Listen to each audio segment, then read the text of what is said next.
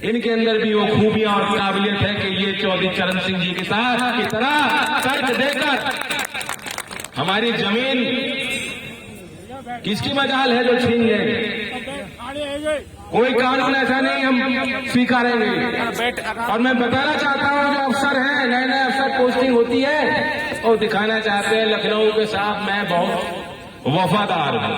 हमें वफादारी नहीं चाहिए, वफादारी चाहिए तो भारत के संविधान के साथ दिखाओ, इस देश की परंपराओं के साथ वफादारी दिखाओ।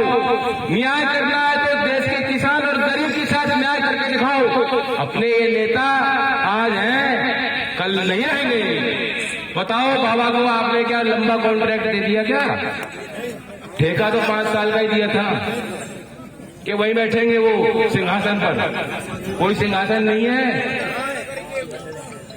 वे जनता की गलती है। सिंहासन नहीं है हीरे जवाहरातों वाला, सोने से बना हुआ, ये लूटने के खजाने नहीं है। वो समय चला गया। और आप जिन्होंने अंग्रेजों को भगाया, लड़ाई लड़ी, आप उन्हें बागी करार करोगे? ये देश के किसान बागी हैं, अंग्रेजों ने भी बागी करार कर दिया था। वीर गोकुला इसी क्षेत्र के, इसी धरती के, इसी कल्चर के प्रोडक्ट है। यह आपका इतिहास है, आप गर्व करना चाहिए और उनके साथ गर्व करना चाहिए हमारे नौजवानों पर। आज ये भी समझ गए। और अगर नरेश जी कह सकते हैं कि चौधरी साहब को हमने हराकर ढोल की भरी पंचायत में बड़ा दिल चाहिए इस बात को स्वीकारने के लिए। प्रधानी के चुनाव में जब देखो, कभी कभी तो आदमी इतना कमजोर हो जाता है वो उसे नहीं बता पाता मैंने कहां को वोट दी। बहुत बड़ा दिल चाहिए पंचायत में इस बात को करने के लिए। लेकिन वहां सब नौजवानों ने कूद कूद कर उन्हें ऐसा दिलाया कि चिंता मत करो। 2 मिनट नहीं लगी क्योंकि ये उनके अंदर भावुकता जिंदा है, उन्होंने एहसास उन्होंने कर लिया। अब लड़ने का वक्त नहीं है आपस में। बात हमारी पगड़ी पे आंच नहीं आनी चाहिए। और जो किसान को बागी कह रहे हैं, आतंकवादी कह रहे हैं, देशद्रोही कह रहे हैं, हमारा मुकाबला जिन लोगों से, उन कायरों से है और मिलकर हमें लड़ना है।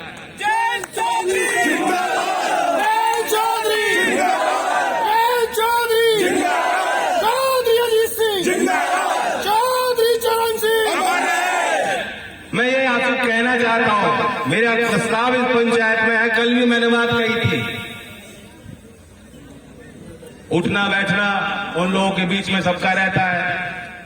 मैं नहीं चाहता कोई लाइन खींचे क्योंकि हमारा दिल बड़ा है। हम चाहते हैं कि हमारे घर परिवार से और लोग गए वे वापस लौटने चाहिए। किसान की जब तक राजनीतिक ताकत नहीं बढ़ेगी, दखल नहीं बढ़ेगी, कुछ होने वाला नहीं। आंदोलन की अपनी जगह है, लोगों को जगाने के लिए, जागरूक करने के लिए, सरकार को हिलाने के लिए बहुत कारगर साबित हो रहा है किसानों का आंदोलन। लेकिन फिर भी जब तक देश के सदन में आप अपने गिनती वाले, आपके कहे में चलने वाले लोगों को नहीं जिताकर भेजोगे, बात नहीं बनेगी। कितनी शर्म आती है आज।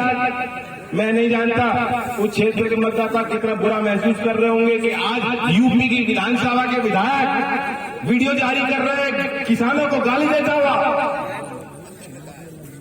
कहां का विधायक है? ऐसे लोगों का बहिष्कार होना चाहिए। और बीजेपी में जो शामिल है, जो किसान के सपूत है, मैं आपको फिर न्योता दे रहा हूं। जब मैं आया था मारागढ़ी, वहां भी मैंने बात कही थी कि वापस लौटो, बैठो, हमारे साथ बात करो, हमें समझाओ ये कानून में क्या खूबी है,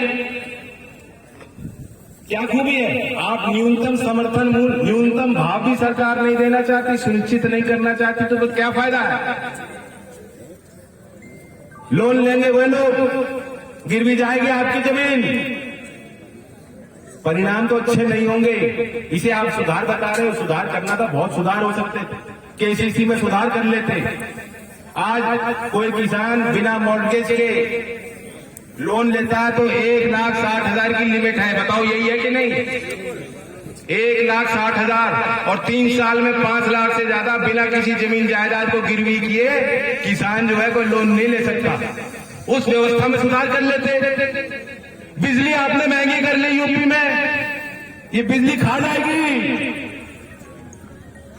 नहीं बच रहा किसान के पास, कोई बचत नहीं है, कोई कमाई नहीं, कहां से दे दोगे? गरीब मजदूरी जो कर रहा है गांव में कहां से दे देगा? रिक्शा चलाने वाला कहां से दे देगा? अब ट्यूबवेल पे मीटर लगेगा, ट्यूबवेल पे मीटर लगेगा, बिल आएगा हजारों का। यहाँ है कोई उद्योगपति, पूंजीपति, करोड़पति? ये किसान है, दे दोगे क्या उस बिल को?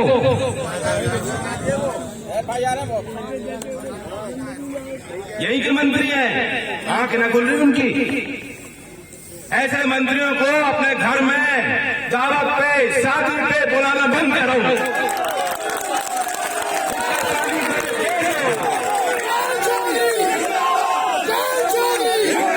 आपको पता है हरियाणा में क्या हो रहा है? पता है हरियाणा में क्या हो रहा है? हरियाणा के लोग बड़ी हिम्मत कर रहे। मुख्यमंत्री के हेलीकॉप्टर को उन्होंने लैंड नहीं करने दिया कि तुम हवा में रहो, हवा में। तुम या तो जमीन में हमारे साथ रहो, हमारे बीच में बैठो, हमारी बात सुनो, सुनवाई करो, हमें समझाओ। हमें नहीं समझा सकते तो उल्टा अपने दल में समझाओ। और वह आपकी बात नहीं मान रहे तो उस गद्दी को, उस दल को 1 लाख मार के बाहर हमारे साथ किसान भाइयों के साथ आओ। स्वागत करेंगे हम आपका, पगड़ी बनाएंगे, सम्मान करेंगे आपका। अगर आप उस गद्दी को छोड़ के इस ललकार को पहचान कर, इस पुकार को पहचान कर किसान की आओ। और अगर आज भी आप किसान के आंसू बहने के बाद, किसान के खून बहने के बाद भी आज भी आप जाग नहीं रहे, तो इस समाज को आपकी जरूरत नहीं। समाज से बड़े हो गए हो क्या? इतने बड़े हो गए, हवाई जहाज से उतर जाओ, फिर यहीं आना है, इसी मिट्टी में मिलना है। ये ब्रज की मिट्टी, ये ब्रजरज है, महान है, ये अल्लाह का है, ये भगवान है। तुम जिन मूर्तियों की पूजा करते हो, ये मूर्ति भी बनाते हैं और ये मूर्ति को बचा भी सकते हैं, मंदिरों की रक्षा भी कर सकते हैं, मस्जिद की रक्षा भी कर सकते हैं, ये देश की रक्षा करते हैं। और जिस तिरंग में लपट के आते हैं हमारे सपूत, उनको तुम कहते हो देशद्रोही। कौन बचेगा ऐसे देश में? 2 ही लोग बचेंगे, बाकी सब देशद्रोही। हम तो सब बागी हो गए, हम तो सब बागी हो गए। कौन बचेगा? आज जो पंचायत में सारे आए हो, या तो तुम गवार हो या तुम बागी हो। ये है इनकी नजर। भारतीय जनता पार्टी के वर्कर तो ये कह रहे हैं दुनिया को कि ये जा रहे हैं, ये तो इन्हें क्या पता, नौवारी को क्या पता। अरे ये तो बेचारे भोले वाले किसान हैं, इनको तो बरगला दिया, इन्हें तो बहका दिया।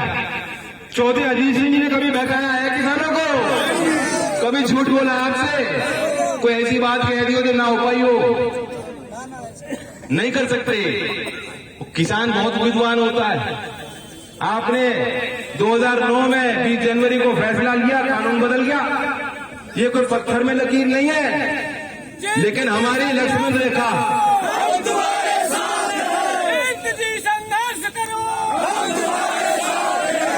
प्रदीप जी थोड़ा शांत रहो, ये सब तुम्हारे साथ। पत्थर में लकीर नहीं होता कानून। कानून बनते हैं, कानून बदलते हैं। जनता की इच्छा के आगे क्या है कानून? मैं इन अफसरों को कहना चाहता हूँ, नए नए अफसर आते पोस्टिंग करके और पुलिस में है वर्दी पहन के, किसी कानून का विरोध करने का ये मतलब नहीं कि हम राष्ट्र विरोधी हैं। अगर कानून अच्छे नहीं है, उनका विरोध करने का हक है।